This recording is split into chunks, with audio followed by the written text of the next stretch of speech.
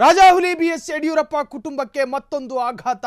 ವಿಜೇಂದ್ರ ವಿರುದ್ಧ ಸಂಸದನ ಬಹಿರಂಗ ಆಕ್ರೋಶ. ಬಿಜೆಪಿ ರಾಜ್ಯಾಧ್ಯಕ್ಷ ಬಿವೈವಿಗೆ ಮತ್ತೊಂದು ಸಂಕಷ್ಟ. ದಿನಕ್ಕೊಬ್ಬ ಹುಟ್ಟಿಕೊಳ್ಳುತ್ತಿದ್ದಾರೆ ರೆಬಲ್ಗಳು, ದಿನಕ್ಕೊಬ್ಬ ಎದ್ದೇಳುತ್ತಿದ್ದಾರೆ ಬಂಡಾಯ. ಹಾಗಾದ್ರೆ ವಿಜೇಂದ್ರ ಸಹಿಸಿಕೊಳ್ಳೋದಾದ್ರೂ ಹೇಗೆ?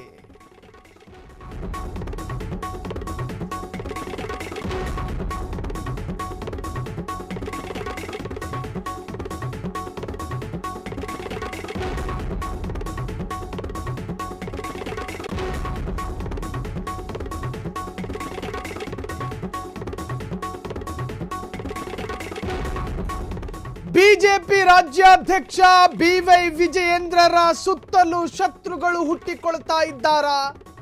ಒಂದು ಕಡೆ ಯತ್ನಾಳ್ ಆಕ್ರೋಶ, ಮತ್ತೊಂದು ಕಡೆ ಪ್ರತಾಪ್ ಸಿಂಹಾರ ಪರೋಕ್ಷ ಟಾಂಗು, ಮತ್ತೊಂದು ಕಡೆ ರಮೇಶ್ ಜಾರಕಿಹೊಳಿ ಕಾಲೆಳಿತಿದ್ದಾರೆ, ಇನ್ನೊಂದು ಕಡೆ ಕುಮಾರ್ ಬಂಗಾರಪ್ಪರು ಕೂಡ ವಿಜಯೇಂದ್ರರ ವಿರುದ್ಧ ತೊಡೆ ತಟ್ಟಿದ್ದಾರೆ. ಈಗ ಮತ್ತೊಬ್ಬ ಹೊಸ ಬಂಡಾಯ ಹುಟ್ಟಿಕೊಂಡಿದೆ. ಅದು ಚಿಕ್ಕಬಳ್ಳಾಪುರ ಸಂಸದ doctor K Sudhakar. BY Vijayendra ಬಿಜೆಪಿಯನ್ನ ಖರೀದಿಸಿದ್ದಾರಾ ಅಂತ ಹೇಳಿ ಪ್ರಶ್ನೆ ಮಾಡಿದ್ದಾರೆ. ಎಸಿದು ವಿಜೇಂದ್ರರ ವಿರುದ್ಧ ಸಂಸದನ ಗಂಭೀರ ಆರೋಪ.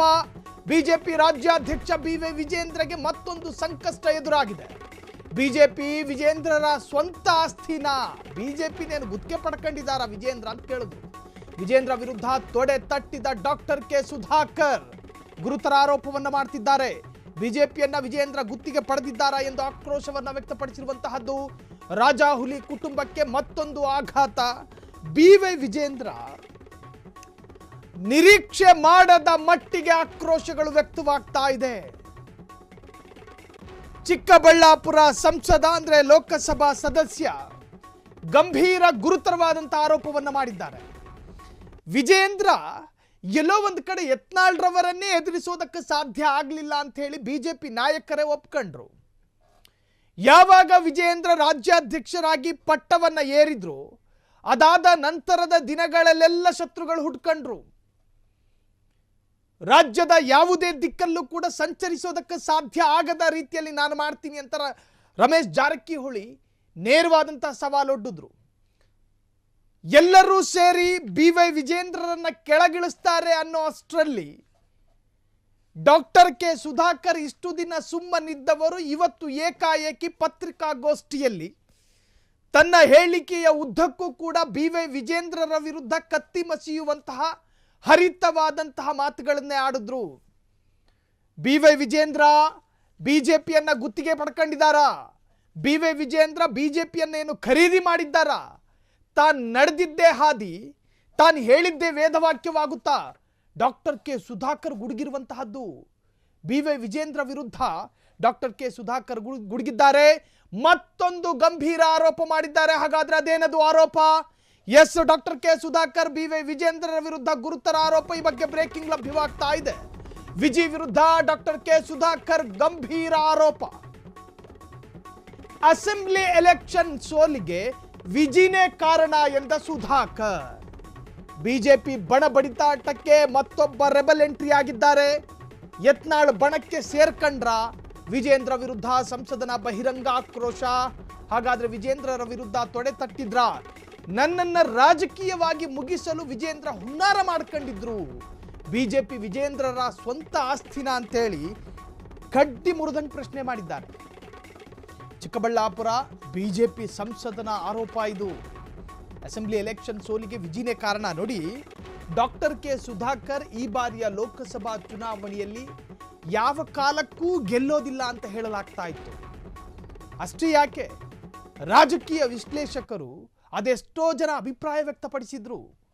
ಕಾರಣ, ಈ ಹಿಂದಿನ ವಿಧಾನಸಭಾ ಚುನಾವಣೆಯಲ್ಲಿ ಒಬ್ಬ ಯಕಶ್ಚಿತ್ ವೈದ್ಯ ಅಥವಾ ಯಕಶ್ಚಿತ್ ಶಿಕ್ಷಕ ಪ್ರದೀಪ್ ಈಶ್ವರ್ ನಿನ್ನೆ ಮೊನ್ನೆ ರಾಜಕೀಯಕ್ಕೆ ಎಂಟ್ರಿಯಾಗಿ 3 ತೆಲುಗು ಡೈಲಾಗ್ ಹೊಡ್ಕೊಂಡು ರಾಜಕೀಯನ ಗೆಲ್ಲಕ್ಕಾಗುತ್ತಾ ಅಂತ ಹೇಳಿದ್ರು. ಇದೇ ಡಾಕ್ಟರ್ ಕೆ ಸುಧಾಕರ್.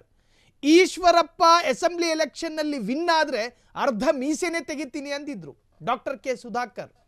ಆದರೆ ವಿಸ್ಮಯಕಾರಿಯಾಗಿ ಅಸೆಂಬ್ಲಿ ಎಲೆಕ್ಷನ್ನಲ್ಲಿ ಅಂದರೆ ವಿಧಾನಸಭಾ ಚುನಾವಣೆಯಲ್ಲಿ ಆ ಪ್ರದೀಪ್ ಈಶ್ವರ್ ಗೆದ್ಕೊ ಬಂದ್ರು ಚಿಕ್ಕಬಳ್ಳಾಪುರ ವಿಧಾನಸಭಾ ಕ್ಷೇತ್ರನ. ಅದಾದ ನಂತರ ಲೋಕಸಭಾ ಚುನಾವಣೆ ಬಂತು.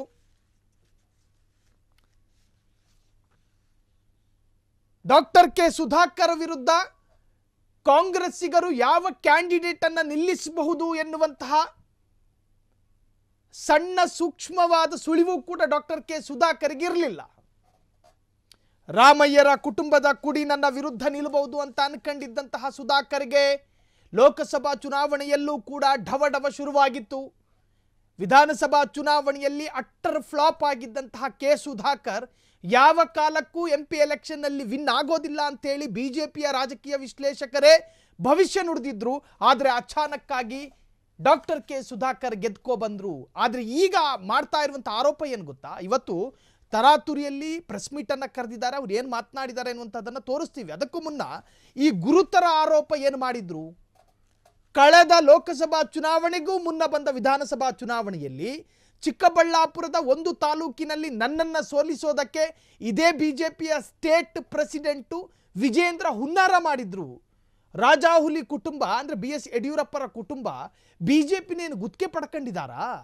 ಬಿಜೆಪಿ ಏನು ಅವ್ರ ಸ್ವಂತ ಆಸ್ತಿನಾ? ಇದು ಯಾರ ವಿರುದ್ಧ ಮಾತನಾಡ್ತಾ ಇರೋದು? ಸ್ವಪಕ್ಷದ ರಾಜ್ಯ ಬಿಜೆಪಿ ಅಧ್ಯಕ್ಷರ ವಿರುದ್ಧ. ಇಷ್ಟು ದಿನ ಮೌನಿಯಾಗಿ ಕೂತ್ಕೊಂಡಿದ್ದಂತಹ ಚಿಕ್ಕಬಳ್ಳಾಪುರದ ಸಂಸದನಿಗೆ ಇದ್ದಕ್ಕಿದ್ದ ಹಾಗೆ ಏನಾಯಿತು? ಆತುರಾತುರಕ್ಕೆ ಬಿದ್ದು ಇವತ್ತು ಪ್ರೆಸ್ ಮೀಟ್ ಕರೆಯಲಾಗಿದೆ. ಪತ್ರಿಕಾಗೋಷ್ಠಿಯ ಉದ್ದಕ್ಕೂ ಕೂಡ ಬಿಜೆಪಿ ರಾಜ್ಯಾಧ್ಯಕ್ಷರನ್ನು ತರಾಟೆಗೆ ತೆಗೆದುಕೊಳ್ಳಲಾಗಿದೆ. ನನ್ನನ್ನು ಪಾಲಿಟಿಕಲಿ, ನನ್ನನ್ನು ರಾಜಕೀಯವಾಗಿ ಮುಗಿಸೋದಕ್ಕೆ ಈ ಯಡಿಯೂರಪ್ಪರ ಪುತ್ರ ವಿಜೇಂದ್ರ ಹುನ್ನಾರ ಮಾಡ್ಕೊಂಡಿದ್ರು ಎನ್ನುವಂಥ ಗಂಭೀರ ಆರೋಪ. ಇದು ಈ ಬಣ ಬಡಿದಾಟ ಇದೆಯಲ್ಲ, ದಿನಕ್ಕೊಬ್ಬ ಪ್ರತ್ಯಕ್ಷನಾಗ್ತಾ ಇದ್ದಾನೆ ಬಂಡಾಯ ಎದ್ದು. ಇದು ಯಾವ ಹಂತಕ್ಕೆ ಮುಟ್ಟುತ್ತೆ ಅನ್ನೋದನ್ನ ಊಹೆ ಮಾಡೋದಕ್ಕೂ ಕೂಡ ಸಾಧ್ಯ ಇಲ್ಲ. ಹಾಗಾದ್ರೆ ವಿಜೇಂದ್ರ ಏನು ಹೇಳಿದ್ರು? ವಿಜೇಂದ್ರರ ಆರೋಪ ಏನು? ಕೇಳಿಸ್ಕೊಂಡು ಬನ್ನಿ. ವಿಜೇಂದ್ರರ ವಿರುದ್ಧ ಡಾಕ್ಟರ್ ಕೆ ಸುಧಾಕರ್ ಇವತ್ತು ಪತ್ರಿಕಾಗೋಷ್ಠಿಯಲ್ಲಿ ಯಾವ ತರಹದ ಗಂಭೀರ ಆರೋಪ ಮಾಡಿದ್ದಾರೆ ಎಲ್ಲವೂ ಕೂಡ ಪ್ರಮುಖ ಅಂಶಗಳನ್ನ ಕೇಳಿಸುವ ಪ್ರಯತ್ನ ಮಾಡ್ತೀವಿ. ಕೇಳಿಸ್ಕೊಂಡು ಬನ್ನಿ. ಮೊನಾರ್ಕ ನೀವು ಏಕಚಕ್ರಾಧಿಪತ್ಯನ ನಿಮ್ಮ ಆಸ್ತಿನ? ಇದು ಬಿಜೆಪಿ ನಿಮ್ಮ ಸ್ವಂತ ಆಸ್ತಿನ? ಬನ್ನಿ ಕಟ್ ಬನ್ನಿ ನೋಡೋಣ. ಚಿಕ್ಕಬಳ್ಳಾಪುರ, ಕೋಲಾರ, ಬೆಂಗಳೂರು ಗ್ರಾಮಾಂತರದಲ್ಲಿ ಒಂದು ಸೀಟ್ ಗೆಲ್ಲಿ ನೋಡೋಣ. ಚಾಲೆಂಜ್ ಮಾಡ್ತೀನಿ, ಒಂದು ಸೀಟ್ ಗೆಲ್ಲಿ ನೀವು ನೋಡೋಣ. ನಿಮ್ಮ ನಾಯಕತ್ವದಲ್ಲಿ ಎಷ್ಟು ಕಷ್ಟಪಟ್ಟಿದ್ದೀವಿ ಗೊತ್ತಿದೆಯಾ ನಿಮಗೆ? 5 ವರ್ಷದಿಂದ ನಮ್ಮನ್ನು ನೀವು ತುಳಿಲಿಕ್ಕೆ ಕೊಟ್ಟಿದ್ದೀರಾ, ನಮ್ಮನ್ನು ಸಮಾಧಿ ಮಾಡಕ್ಕೆ ಕೊಟ್ಟಿದ್ದೀರಾ. ಯಾರು ನನ್ನ ವಿರುದ್ಧ ಹಲವು ಚುನಾವಣೆಗಳಲ್ಲಿ ಇದೆ, ನಿಮ್ಮ ತಂದೆಯನ್ನು ಮುಖ್ಯಮಂತ್ರಿ ಮಾಡುವಂಥ ಸಂದರ್ಭದಲ್ಲಿ ಆ ಬೈ ಎಲೆಕ್ಷನ್ನಲ್ಲೇ ನನ್ನ ವಿರುದ್ಧ ಮಾಡಿದರು, 23ರಲ್ಲೂ ವಿರುದ್ಧ ಮಾಡಿದರು. ಅಂಥವ್ರಿಗೆ ನೀವು ಅಧ್ಯಕ್ಷರಿಗಿರಿ ಕೊಡ್ತೀರಿ. ಪಾಪ ನಮ್ಮ ಹಿರಿಯ ಸಂಸದರು ಗೋವಿಂದ್ ಕಾರಜೋಳರು ಅವ್ರ ಜಿಲ್ಲೆಯಲ್ಲಿ ಅವ್ರನ್ನ ಯಾರು ಒಡೆಯಕ್ಕೆ ಹೋಗಿದ್ದಾರೆ ಅಂಥವ್ರನ್ನ ಜಿಲ್ಲಾಧ್ಯಕ್ಷರು ಮಾಡ್ತೀರಿ. ಯಾವ ಸೀನಿಯರ್ ಲೀಡರ್ಸ್ನು ಕೂಡ ನಿಮಗೆ ಬೇಕಿಲ್ಲ.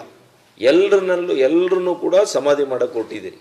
ಯಾವ ಜಿಲ್ಲೆಯಲ್ಲಿ ಕೂಡ ಚಿಕ್ಕಮಗಳೂರು CT ರವಿ ಅವ್ರನ್ನ ತಗೊಳ್ಳಿ, ಮಾನ್ಯ ಬಸವರಾಜ ಬೊಮ್ಮಾಯಿರವ್ರನ್ನ ತಗೊಳ್ಳಿ, ಯತ್ನಾಳ್ ಅವ್ರನ್ನ ತಗೊಳ್ಳಿ, ಯಾರನ್ನು ರಮೇಶ್ ಅವರು, ಅವತ್ತು ರಮೇಶ್ ಅವ್ರು ನಿಮ್ಗೆ ಭಾಳ ಚೆನ್ನಾಗಿದ್ರು, ರಮೇಶ್ ಅವ್ರನ್ನ ಹಾಕಿ ಮುಗಿಸ್ಬಿಟ್ರು, ಸಮಾಧಿ ಮಾಡಿದ್ದೀರಿ. ಇವತ್ತು ಯಾವ ಮುಖಂಡರನ್ನ ಬಿಡ್ತಾ ಇದ್ದೀರಿ ನೀವು? ಯಾವ ಜಿಲ್ಲೆಯಲ್ಲಿ ಬಿಡ್ತಾ ಇದ್ದೀರಿ?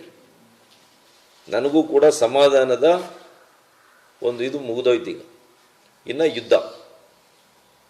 ನಾನು ಕೇಂದ್ರದಲ್ಲಿರ್ತಕ್ಕಂಥ ನಮ್ಮ ವರಿಷ್ಠರು ನನ್ನ ಮೇಲೆ ನಂಬಿಕೆ ಇಟ್ಟಿದ್ದಾರೆ, ಅವ್ರ ಗಮನಕ್ಕೆ ತಂದಿದ್ದೀನಿ ಈಗಾಗಲೇ.